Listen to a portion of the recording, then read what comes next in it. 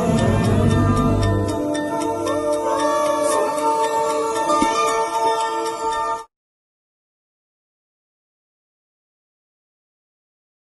Everyone, welcome back to my YouTube channel. Guys, पुरानी video में हमने किया था कॉस्ट शीट का मीनिंग, उसके क्या एडवांटेजेस हैं। Today we will cover specimen और परफॉर्मा और लेआउट ऑफ कॉस्ट शीट। कैसे बनाते हैं इसको, क्या होता है इसका फॉर्मेट। तो कॉस्ट शीट को अंडरस्टैंड करने के लिए सबसे पहले मैंने आपके लिए बहुत ही सिंपल परफॉर्मा उठाया है। जब हम मटेरियल के ओपनिंग और क्लोजिंग स्टॉक को इग्नोर कर देते हैं, जब हमारे क्वेश्चन में हमें ओपनिंग क्लोजिंग स्टॉक नहीं दिए हुए। 3 तरह का मटेरियल होता है: raw material, work in progress and finished goods. अगर मैं उन मटेरियल्स की टाइप्स को इग्नोर कर दूं और हम सिर्फ एक ही सिंगल मटेरियल, जो डायरेक्ट मटेरियल हमें जो रॉ मटेरियल गिवन है, उसी के साथ ही हम अगर क्वेश्चन शुरू करें, तो क्या फॉर्मेट रहता है। Statement of cost and profit, ये हमने ऊपर लिखना है। अगर हमें यूनिट्स प्रोड्यूस्ड की इंफॉर्मेशन गिवन है तो हम वो लिखेंगे। फिर इसमें हम ऐसे कॉस्ट शीट को कॉलमनर फॉर्म में बनाते हैं। कॉलम्स बनते हैं तो पहले कॉलम में होते हैं पर्टिकुलर्स, फिर होता है, अगर हम मान लो कि कोई पर यूनिट कॉस्ट भी अगर फाइंड आउट करना चाहते हैं, वैसे तो कॉस्ट शीट का कोई प्रिस्क्राइब्ड फॉर्मेट नहीं होता, तो हम इसे चाहिए तो कॉस्ट शीट पर यूनिट का जो कॉलम है वो आगे भी बना सकते हैं, टोटल कॉस्ट निकालने के बाद भी बना सकते हैं। और ये मतलब यूज़र्स जो हैं अपने अकॉर्डिंगली वो इसमें अपनी कन्वीनियंस के अकॉर्डिंगली वो कॉस्ट शीट के कॉलम्स में कुछ चेंजेस भी कर सकते हैं।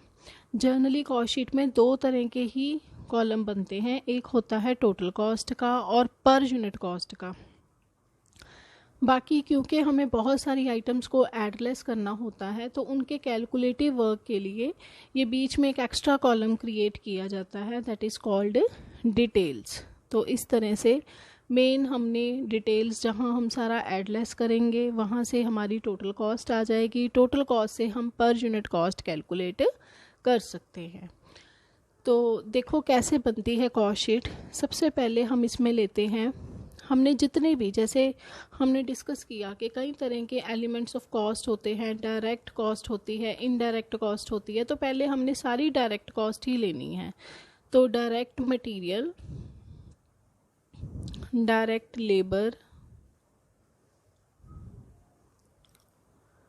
एंड अदर डायरेक्ट एक्सपेंसेस, जिनको हम चार्जेबल एक्सपेंसेस भी कहते हैं,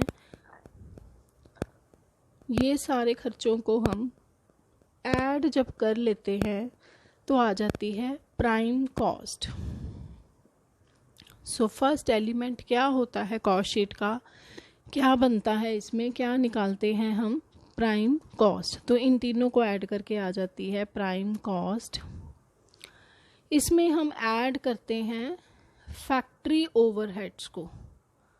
फैक्ट्री ओवरहेड्स या फिर फैक्ट्री ओवरहेड्स का ही दूसरा नाम है वर्क्स ओवरहेड। इन्हें प्रोडक्शन ओवरहेड भी कहा जाता है, मैन्युफैक्चरिंग ओवरहेड्स भी कहा जाता है। तो जो फैक्ट्री में हमारे बहुत सारे खर्चे होते हैं, जैसे फ्यूल, ऑयल, पावर, ये सारे फैक्ट्री से रिलेटेड, फैक्ट्री की इंश्योरेंस है, फैक्ट्री का रेंट है, तो जो भी हम जितने भी फैक्ट्री के हमें खर्चे दिए होंगे उन सबको हम ऐड कर लेंगे। और इनको ऐड करने के बाद जो ये टोटल होएगा, इसको हम टोटल कॉस्ट के कॉलम में ले जाएंगे। जितने भी हमें यहाँ पे दिए होंगे हमने सबको अलग अलग मेंशन करना है और सबका टोटल बाहर ले जाना है। तो फिर जब हम फिर प्राइम कॉस्ट और फैक्ट्री ओवरहेड्स का टोटल करके हमारे पास आएगी फैक्ट्री कॉस्ट। फैक्ट्री कॉस्ट को और क्या कहते हैं, वर्क्स कॉस्ट। तो हम यहाँ लिख सकते हैं वर्क्स कॉस्ट। जो फैक्ट्री कॉस्ट आएगी उसमें हम ऐड करते हैं ऑफिस एंड एडमिनिस्ट्रेशन ओवरहेड्स। इनको एस्टेब्लिशमेंट एक्सपेंसेस भी कहा जाता है। जैसे जो ऑफिस के खर्चे हैं, ऑफिस का रेंट है, ऑफिस की लाइटिंग है, ऑफिस की स्टेशनरी है, वहाँ पे काम करने वाले स्टाफ की सैलरी है, डायरेक्टर की फ़ीस है। तो जितने भी ऑफिस के एक्सपेंसेस होंगे हम उनको ऐड कर देंगे और फिर ऐड करने के बाद जो इनका टोटल होएगा वो हम यहाँ टोटल कॉस्ट के कॉलम में लिख देंगे। फैक्ट्री कॉस्ट और ऑफिस एंड एडमिनिस्ट्रेशन ओवरहेड्स का फिर टोटल किया जाता है, तो इनका टोटल करके हमारे पास आ जाएगी cost of production. Cost of production again इसमें हम फिर ऐड करते हैं सेलिंग एंड डिस्ट्रीब्यूशन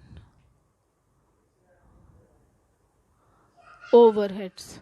तो इसमें हैं जो भी हमारे सेल्स के साथ रिलेटेड खर्चे हैं, हमने सेल्समैन अपॉइंट किया, ट्रैवलर सेल्समैन अपॉइंट किए हैं, उनको सैलरीज पे कर रहे हैं, उनको कमीशन पे कर रहे हैं, सेल करने के लिए एडवर्टाइजमेंट करते हैं, फ्री सैम्पल्स डिस्ट्रीब्यूट करते हैं, जो भी हमारे डिस्ट्रीब्यूशन के खर्चे आते हैं या कुछ इवन सेल के टाइम कुछ बैड डेट्स भी हो जाते हैं, तो जितने भी सेलिंग एंड डिस्ट्रीब्यूशन के खर्चे होंगे उन सबको रिकॉर्ड किया जाएगा।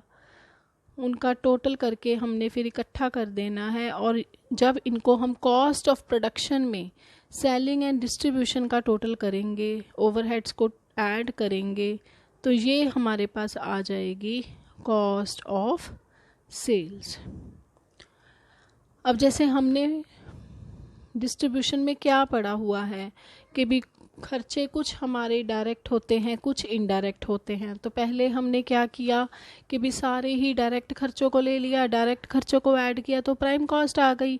फिर हमने सारे इनडायरेक्ट खर्चे उठाए, इनडायरेक्ट खर्चों को क्या कहते हैं, ओवरहेड्स। तो ओवरहेड्स हमारे 3 तरह के होते हैं, factory overheads, office and administration overheads, selling and distribution overheads. इन तीनों को हमने ऐड कर दिया, तो यहाँ तक अब हमारी आ गई कॉस्ट ऑफ सेल। क्योंकि अब तक हम अपनी सारी कॉस्ट ऐड कर चुके हैं, तो इसको और क्या कहते हैं, टोटल कॉस्ट।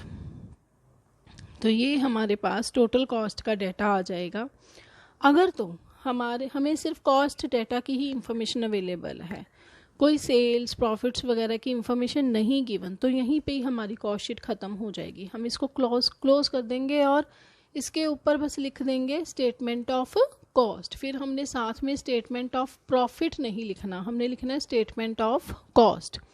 लेकिन अगर मान लो हमें क्वेश्चन में सेल्स की भी इंफॉर्मेशन गिवन है, तो फिर हम यहाँ एंड में लिखेंगे सेल्स।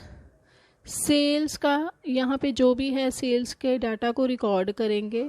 सेल्स में से जब हम टोटल कॉस्ट माइनस कर देंगे, तो यहाँ पे हमारे पास आ जाएगा डिफरेंस, जो भी होएगा that will be either profit और लॉस। लॉस है तो हमने माइनस कर देना है, और प्रॉफिट है तो वो ऐड होएगा।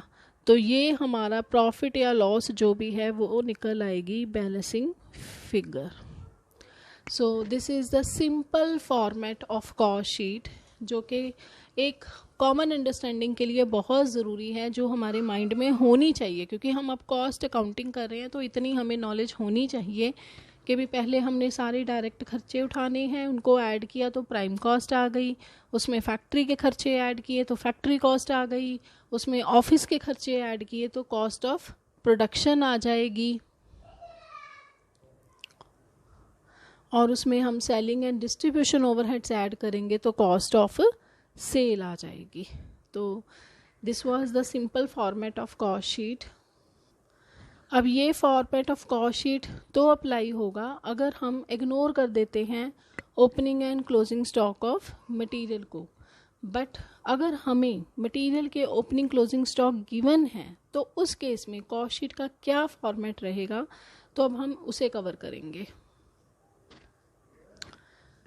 अब मटेरियल 3 तरह के होते हैं, raw material, work in progress and finished goods. Raw material क्या है, जो अभी बिल्कुल मतलब रॉ फॉर्म में है, अभी हमने उसके ऊपर प्रोडक्शन प्रोसेस कैरी आउट करना है।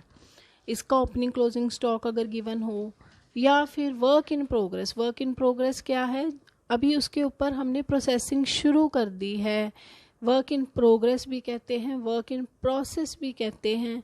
तो अभी हमने इसके ऊपर प्रोडक्शन वर्क शुरू कर दिया है पर वो अभी कंप्लीट नहीं हुआ।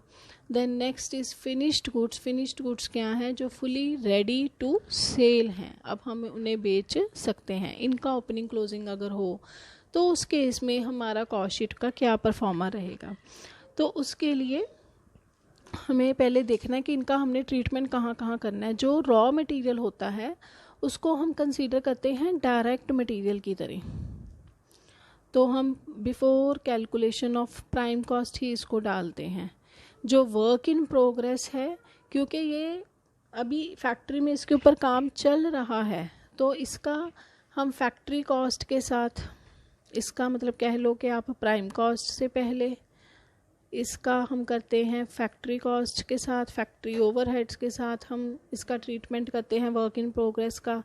और जो फिनिश्ड गुड्स हैं क्योंकि रेडी टू सेल हैं, तो फिर इनका हम जब हमारे ऑफिस ओवरहेड्स ख़त्म हो जाते हैं, जब हमने सेलिंग एंड डिस्ट्रीब्यूशन का ट्रीटमेंट शुरू करना है, तो सेलिंग वाले खर्चों के साथ इसका ट्रीटमेंट किया जाता है जो फिनिश्ड गुड्स का है। तो अब उस केस में हमारा क्या फॉर्मेट रहेगा। तो ये स्पेसिमेन है कॉस्ट शीट का। If there are opening and closing stock of material, उसी तरह हमने स्टार्ट करना है। ऊपर लिखेंगे statement of cost and profit. अगर आपको मान लो पीरियड की इंफॉर्मेशन गिवन है, ईयर की इंफॉर्मेशन गिवन है कि हम किस पीरियड की कॉस्ट शीट बना रहे हैं, तो फिर ऊपर लिखेंगे फॉर द ईयर एंडिंग, जो भी डेट गिवन होएगी।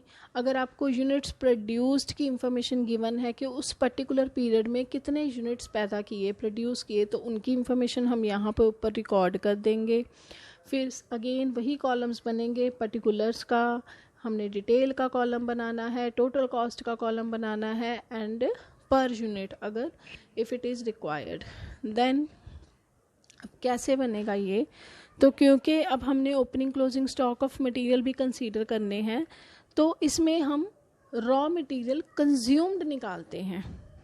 तो वो कैसे होएगा, हमने रॉ मटेरियल के ओपनिंग क्लोजिंग का ट्रीटमेंट यहाँ से शुरू करना है। तो सबसे पहले हम लेंगे ओपनिंग स्टॉक ऑफ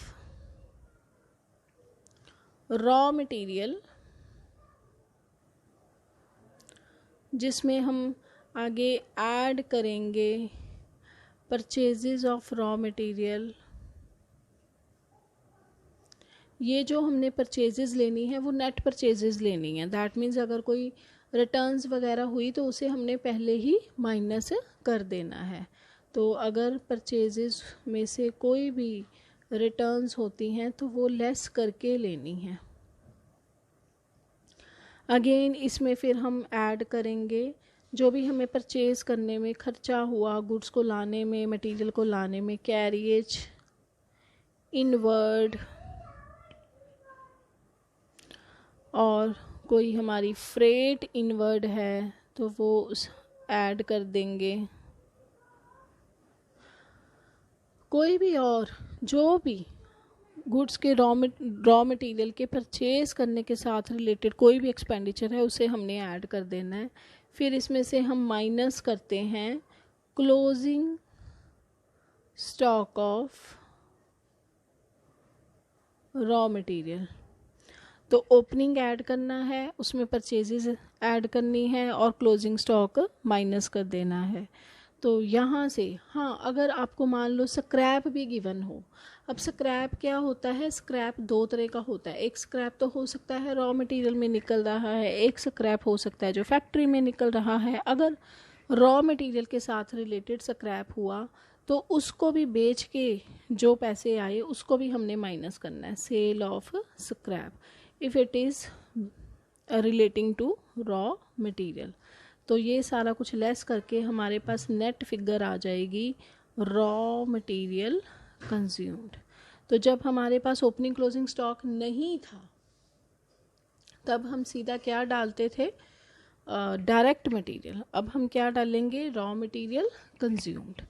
तो ऐसे हम सारी फिगर्स रिकॉर्ड कर देंगे, जो भी ओपनिंग है, जो परचेजेस हैं, जो कैरिएज इनवर्ट का खर्चा है, और जो क्लोजिंग हुआ उसे माइनस कर देंगे।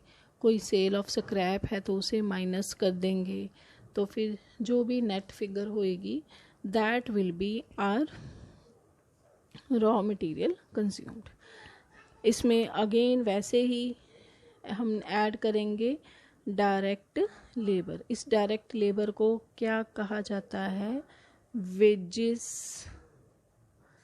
इसमें हम ऐड करेंगे डायरेक्ट एक्सपेंसेस अगर आपको गिवन हो, जिन्हें चार्जेबल एक्सपेंस भी कहा जाता है। तो क्वेश्चन की वर्डिंग चेंज करके भी आ सकती है। तो अब ये उसी एक और बात, जैसे ये वेजेस लिखा है तो वेजेस भी अब दो तरह की दी हो सकती हैं, productive wages and unproductive wages. अगर तो वो प्रोडक्टिव वेजेस हैं तो हम उन्हें डायरेक्ट मानेंगे, अगर वो अनप्रोडक्टिव वेजेस हैं फिर हम उन्हें इनडायरेक्ट मानेंगे, और फिर इनडायरेक्ट मान के मतलब ओवरहेड्स की तरह उनका ट्रीटमेंट करेंगे। तो वो फिर हम फैक्ट्री ओवरहेड में रिकॉर्ड करेंगे जो हमारी अनप्रोडक्टिव वेजेस होंगी। तो ऐसे अब रॉ मटेरियल, लेबर और एक्सपेंसेस को ऐड करके जो भी नेट फिगर आएगी that will be our prime cost. जो भी नेट फिगर आएगी उसको हम क्या कहेंगे? Prime cost. अब हम प्राइम कॉस्ट में अगेन वैसे ही जैसे पहले किया था ऐड करेंगे फैक्ट्री ओवरहेड्स। फैक्ट्री ओवरहेड्स जिनको और क्या कहते हैं? Works overhead. तो अब फिर हम सारे फैक्ट्री ओवरहेड्स डाल देंगे, जैसे कि unproductive wages, power, depreciation on plant and machinery, factory rent, उसी तरह फैक्ट्री का कोई भी खर्चा हुआ, power, coal, heating, lighting, factory की इंश्योरेंस, कुछ भी ऐसा हुआ वो सारे खर्चे हम ऐड कर देंगे फैक्ट्री ओवरहेड्स को प्राइम कॉस्ट में। एंड वन पॉइंट मोर, अगर आपको स्क्रैप गिवन है और वो स्क्रैप फैक्ट्री से रिलेटेड हुआ तो आप उसे यहाँ से फिर लेस करोगे, ओवरहेड्स डालने के बाद सेल ऑफ स्क्रैप को माइनस करोगे। एंड अगर आपको क्वेश्चन में गिवन नहीं है कि स्क्रैप किस चीज़ का है, रॉ मटेरियल का स्क्रैप है या फिर फैक्ट्री का स्क्रैप है, तो फिर आप उसे फैक्ट्री का स्क्रैप लोगे। तो इनको करने के बाद हमारे पास आ जाती है फैक्ट्री कॉस्ट। तो वैसे तो हम जनरली जब हम प्राइम कॉस्ट में फैक्ट्री ओवरहेड्स ऐड करते हैं तो लिखते हैं फैक्ट्री कॉस्ट। बट अगर आपको क्वेश्चन में वर्क इन प्रोग्रेस का opening stock and closing stock दिया होगा तो फिर आपने लिखना है फैक्ट्री कॉस्ट इंकर्ड या फिर वर्क्स कॉस्ट इंकर्ड, क्योंकि फिर पहले हम इसमें वर्क इन प्रोग्रेस के ओपनिंग एंड क्लोजिंग स्टॉक की एडजस्टमेंट करेंगे, उसके बाद फाइनल फैक्ट्री कॉस्ट आएगी। ऐड करेंगे opening stock of work in progress और लेस करेंगे closing stock of work in progress.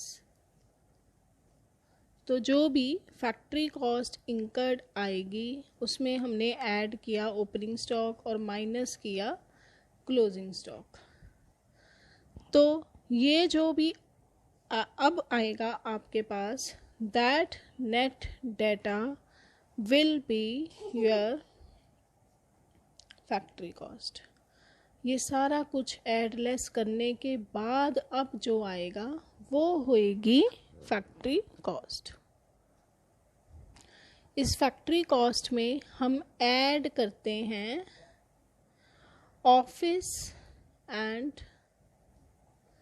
Administration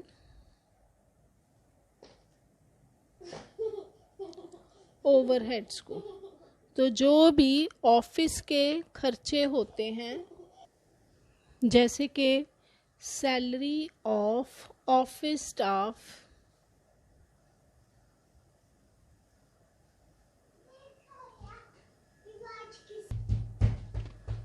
office rent, office lighting,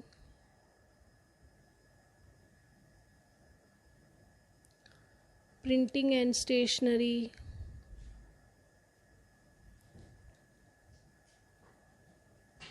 तो इस तरह से जितने भी ऑफिस के खर्चे हैं, जैसे वहाँ पे जो स्टाफ काम कर रहे हैं उनको सैलरी पे करनी है, डायरेक्टर की फ़ीस पे करनी है, तो ये हमने ऑफिस के जो खर्चे हैं वो डालने हैं, इनको ऐड कर देना है फैक्ट्री कॉस्ट में।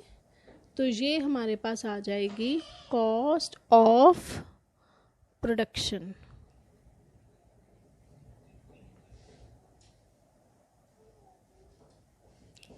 अब इस कॉस्ट ऑफ प्रोडक्शन में आगे अब हमने ट्रीटमेंट करना है opening closing stock of finished goods का। इसमें ऐड करेंगे opening stock of finished goods, less करेंगे closing stock of finished goods. तो ओपनिंग ऐड क्लोजिंग माइनस, तो इनका भी जो नेट एडजस्टमेंट करके आएगा that is called cost of goods sold, COGS। जो गुड्स हमने बेची उनकी हमें क्या कॉस्ट पड़ी। इसमें फर्दर हम ऐड करेंगे सेलिंग एंड डिस्ट्रीब्यूशन ओवरहेड्स। तो जो भी सेल्स के साथ रिलेटेड खर्चे हुए हैं, तो जब इन ओवरहेड्स को हम ऐड करेंगे COGS में, तो that will be our cost of sale. और क्योंकि यहाँ तक हम सारी कॉस्ट डाल चुके हैं तो इन्हें क्या कहा जाएगा, टोटल कॉस्ट। इफ़ आपको गिवन है डाटा सेल्स का, तो आप सेल्स डाल लोगे एंड में, और सेल्स में से कॉस्ट माइनस कर दोगे, तो ये आपका क्या आ जाएगा, प्रॉफिट। अगर नेगेटिव है तो लॉस है, और अगर पॉजिटिव है तो प्रॉफिट है। अगर सेल्स गिवन होएंगी तो ये आपकी बैलेंसिंग फिगर होएगी। अगर आपको मान लो प्रॉफिट डाटा गिवन है तो आप वहाँ से सेल्स निकाल सकोगे। तो इस तरह से ये statement of cost and profit बनाई जाती है। अगर हमने सिर्फ टोटल कॉस्ट तक कैलकुलेट किया, हमें ना सेल्स का डाटा गिवन है ना प्रॉफिट का डाटा गिवन है, तो फिर हमने ऊपर बस स्टेटमेंट ऑफ कॉस्ट ही लिखना है, फिर स्टेटमेंट ऑफ प्रॉफिट नहीं लिखना साथ में। तो सीधा स्टेटमेंट ऑफ कॉस्ट और फिर बस कॉस्ट तक निकाल के हम ख़त्म कर देंगे। और अगर आपको प्रॉफिट या सेल्स का डाटा भी गिवन है तो फिर अकॉर्डिंगली उनका ट्रीटमेंट भी किया जाएगा। पहले हमने सारे डायरेक्ट खर्चे ऐड किए, रॉ मटेरियल कंज्यूम्ड निकाला, डायरेक्ट खर्चों को ऐड किया, तो वहाँ से आ गई प्राइम कॉस्ट। उसमें हमने फैक्ट्री ओवरहेड्स डाले, फैक्ट्री का स्क्रैप माइनस किया, क्योंकि अगर जब हमारे क्वेश्चन में opening closing stock of work in progress given है तो फिर फैक्ट्री ओवरहेड्स को डालने के बाद जो फिगर आएगी उसको हम लिखेंगे फैक्ट्री कॉस्ट इनकर्ड। फिर उसमें हम ऐड करेंगे opening stock of work in progress, closing stock of work in progress को लेस करेंगे, तो फिर आपके पास आ जाएगी फैक्ट्री कॉस्ट, जिसको वर्क्स कॉस्ट भी कहा जाता है।